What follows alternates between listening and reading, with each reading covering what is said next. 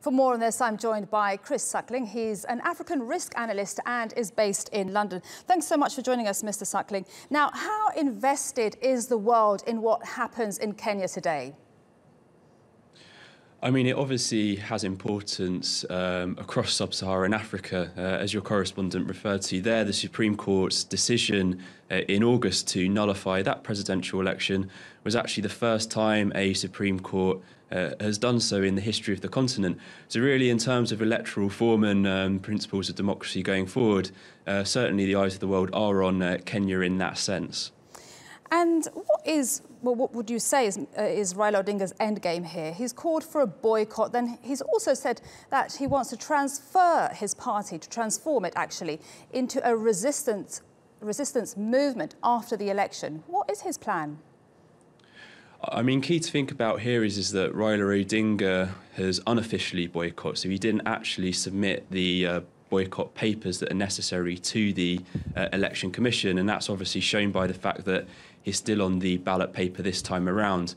I mean, from his point of view and from many of his supporters, really, I think the key issue here is that we've obviously seen in the previous 2013 elections that there were obvious concerns over poor electoral reforms there.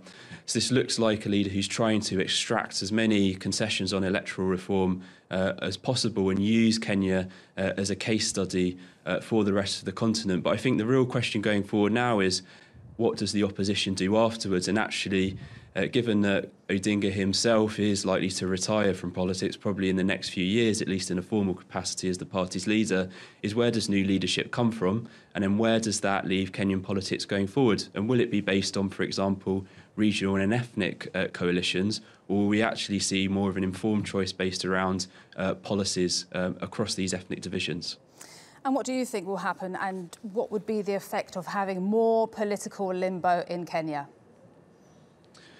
I think actually quite the opposite. I mean, none of this affects the legislative and county elections, so the legislative elections remain unaffected, so we're unlikely to see any kind of paralysis actually through the National Assembly, because the boycott there seems to be somewhat ineffective. And also what really counts here, I think, is actually the county level elections in Kenya's 47 counties.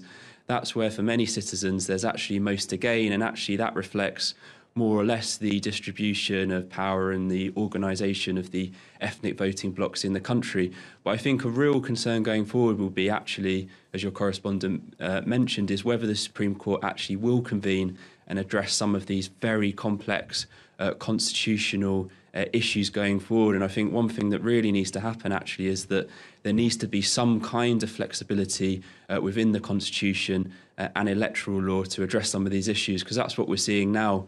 Things like a very restrictive 60-day time frame in order to hold a rerun, it makes it very difficult to process some of these issues in a way that takes on board the views of both sides in this election.